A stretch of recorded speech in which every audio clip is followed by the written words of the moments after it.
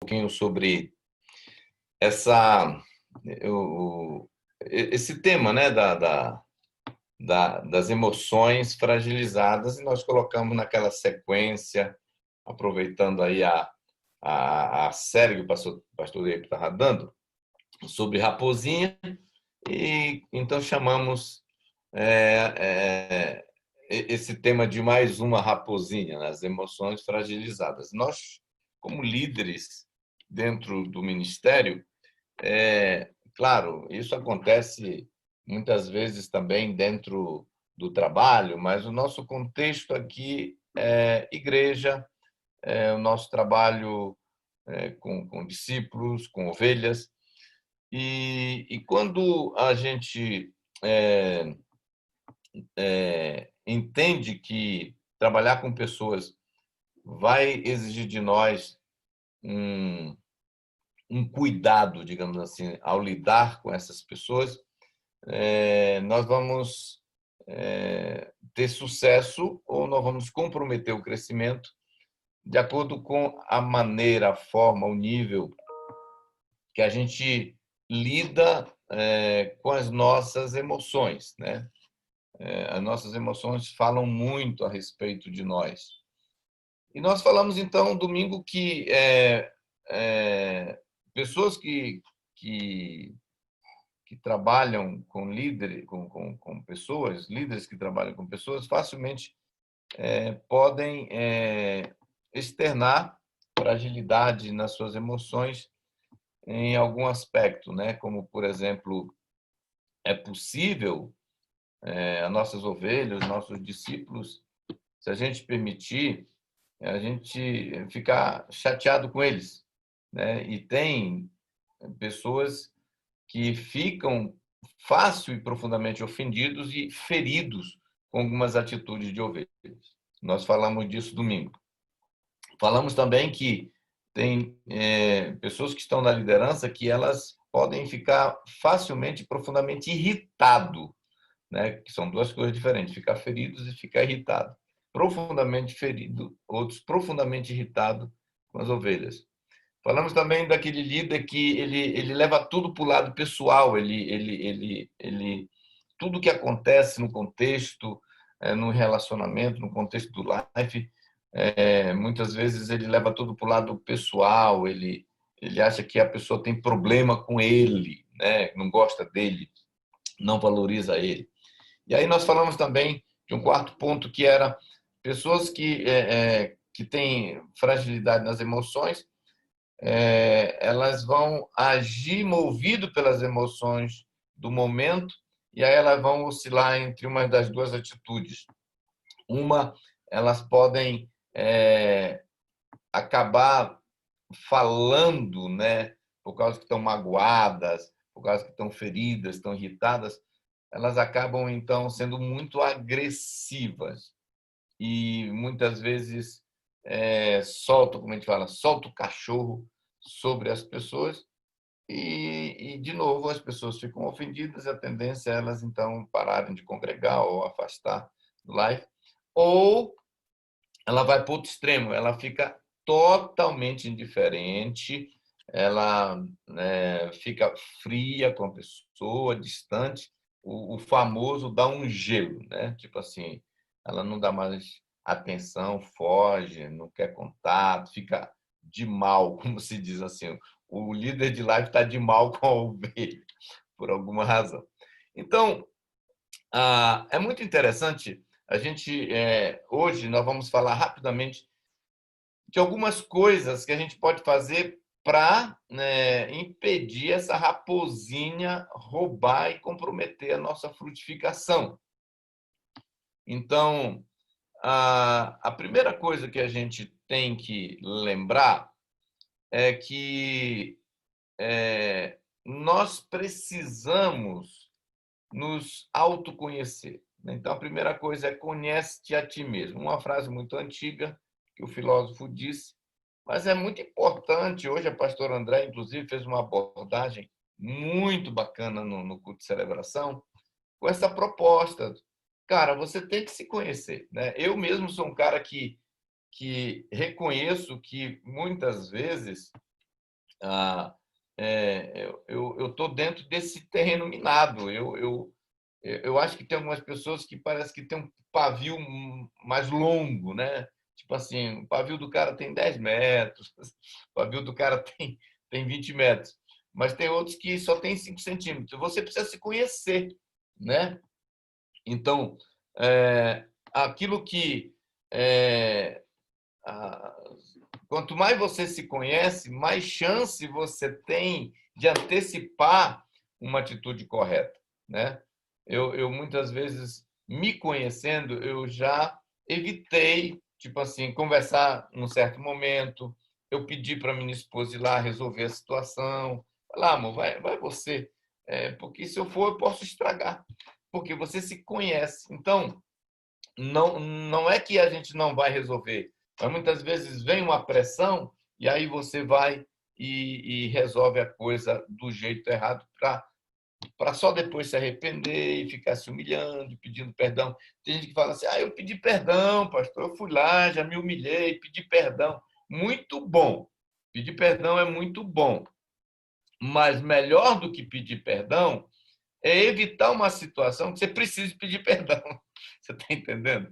Então, aí fica até mais confortável, porque você não falou, não externou naquela hora, você estava de cabeça quente. Então, conheça o seu limite, conheça o seu temperamento. Né? Aqui é muito importante ser honesto com você mesmo. Então, mais que você sabe o quanto que você esquenta rápido ou o tanto você demora para esquentar, isso vai ajudar bastante nesse processo. Agora, não adianta também se conhecer, igual nós ouvimos hoje de manhã no culto de celebração, e aí a pessoa ainda mesmo assim ter essa postura de eu sou assim e pronto, né? Se não quiserem que eu seja líder de life, eu vou parar então. Não, é se conhecer. Eu lembro que eu tinha foi uma área que Deus teve que trabalhar muito comigo, ainda está trabalhando. Eu era muito assim, no, tipo, para mim, um ringue, eu gostava do ringue, não literal, mas um ringue assim, né? Então, qualquer coisa, tá, eu não abro e tal. Aí o que que acontece? Alguém, minha esposa às vezes e tal, vinha, olha, moça, tem que ser mais cuidadoso, porque ó, olha o Wade, olha como o pastor Ebe opera, olha como ele faz, olha como é que ele age. E eu tinha uma tendência de falar assim, eu não sou o Wade, eu não sou o Wade. Então, a gente muitas vezes fica se escondendo atrás de se eu não sou fulano, eu não sou Beltrano, eu não sou assim, eu nasci desse jeito, eu sou neto do Lampião. Então, as pessoas. Na verdade, não importa neto de quem você é, agora você é filho de Deus. Então, querendo ou não, nós vamos ter que imitar Deus, né? Então, conheça você mesmo. Isso é um ponto. Quando você conhece e você admite e você começa a buscar, né, ajuda e você começa a olhar para trás e começa a perceber, puxa, eu machuquei o fulano. Olha, talvez o fulano não está com a gente mais por causa que eu, né? Em vez de porque ele que era rebelde, ele que era assim assado, ele que tinha essa atitude, ele que não submetia, ele que era uma íngua de duas pernas. A gente sempre põe a culpa nos outros, né? A gente sempre justifica as perdas de ovelhas, muitas vezes culpando a ovelha. Mas esse é um ponto. Conheça quem você é, seja sincero com você mesmo, isso já vai ajudar bastante. E, claro, uma vez que você identifica o problema, peça ajuda, que muitas vezes confessando, uma coisa que o pastor sempre me ensinou é, cada vez que você errar, você pedir perdão, você vai, nem que seja de forma pedagógica aprendendo. Você fala, eu vou pedir perdão, nem que seja por orgulho, né? Só para não pedir perdão de novo. Então, você vai começando a criar vergonha na cara, como se diz, falando assim, puxa, eu vou evitar errar, porque senão eu vou ter que voltar para pedir perdão. Agora, segunda coisa, entenda que as mordidas de ovelha são inevitáveis. Isso é uma coisa que nós temos que entrar nessa parada de pastorear já com essa certeza de que mais cedo ou mais tarde, ou no primeiro ano, ou no 10º ano, ou no 20º ano de pastoreio, algum dia, alguma ovelha vai morder você. Ou seja, só existe uma forma de não sermos mordidos por ovelhas, é não sermos pastores. Só tem uma forma, só tem uma garantia, só tem um jeito da gente não ser mordido pelas ovelhas, é não ser pastor. Mas esse é o nosso chamado. Se você é um líder de life, se você é um pastor, se você é um discipulador, ou se você está sendo treinado para ser um líder de life, esperamos que isso seja o seu chamado, né? Então, é igual aquele cara que tem um chamado para ser carpinteiro e fala assim, eu nunca bati com o martelo na cabeça do dedão. Então, se o cara tem um chamado para ser um carpinteiro, um marceneiro, algum dia ele machucou com uma serra, alguma coisa. Isso faz parte do ofício, faz parte do trabalho. Agora, se isso não é o seu chamado, aí então você tem que entender e buscar em Deus que é seu chamado. Um dia eu ainda quero ministrar sobre isso. Descubra seu chamado e ame-o. Tem que amar o chamado. Agora, nós que trabalhamos com pessoas, não temos como evitar situações de estresse, né? De atrito, muitas vezes. Agora, se isso vai nos atingir em cheio ou não, isso é uma decisão que nós fazemos. Então, ficar ofendido é uma escolha, pelo menos ficar ofendido para sempre ou por muito tempo, né? É igual aquela questão da água, né? Nós não podemos evitar que a água nos molhe. Alguém jogou água, tchá, passou um carro e jogou água. Nós não podemos evitar que a água nos molhe. Agora, nós podemos evitar que aquilo nos deixe irritado e saia atrás do cara para matar ele, né? Então, tem coisas que a gente não pode evitar, mas como eu reajo porque aquilo aconteceu já está no meu território, na bola já está no meu campo. Sou eu que decido como que vai ser a reação. Então, se nós permitirmos, aquelas emoções podem nos atingir, mas é uma escolha, né? Então, as mordidas das ovelhas, gente, ela pode vir de diversas formas, diversas, né? Ela pode vir em forma de rejeição, tem pessoas que se sentem rejeitadas, pode vir em forma de indiferença, pode vir em forma de uma resposta dura, pode vir em forma de um desprezo, de uma desculpa esfarrapada, né? Pode vir como pode vir porque a gente tem uma expectativa que aquele discípulo, que aquela ovelha haja dessa ou daquela forma. Por exemplo, como eu falei domingo, nós podemos ter expectativa de que eles vão nos honrar como líderes, né? E aí, muitas vezes, eles não nos honram. E aí, o que acontece? Nós vamos ter que aprender a lidar com isso.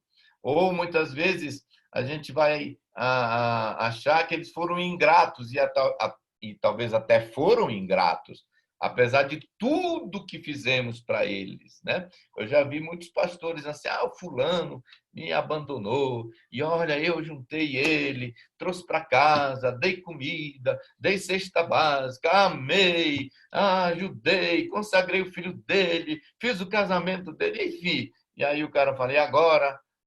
Ingratidão. E muitas vezes acontece mesmo, né? Agora, como que a gente vai lidar com isso?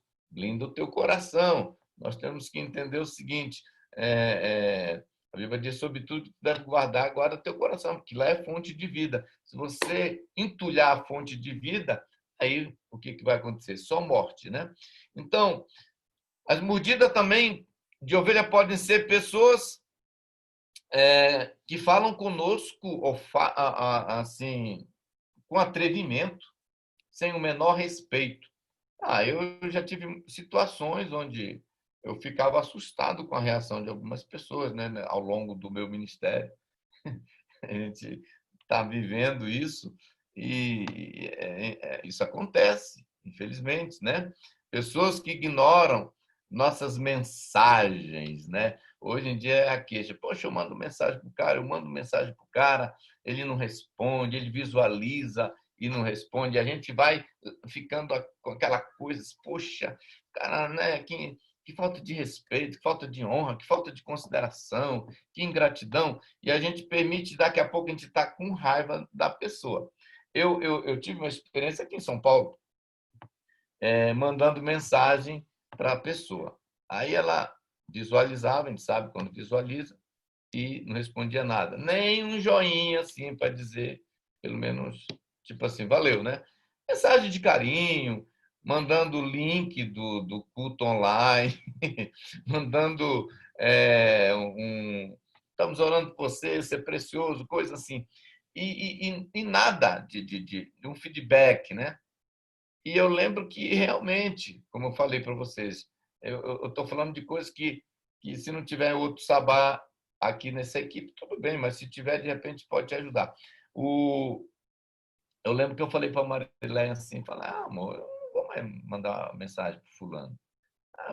Poxa, o cara não dá nem um joinha, como se fosse assim. Aí, um dia eu estava orando, o Espírito Santo falou, eu quero que você persevere, continua mandando mensagem para ele. Eu lembro que ah, eu mandei uma mensagem para ele, foi uma das últimas. Eu falei assim, passando aqui só para dizer que eu não tenho culpa, que Deus colocou muito carinho no meu coração por vocês. Grande abraço. E aí ele respondeu: Fala, meu pastor, nós também amamos vocês e tal, e papapá, papapá.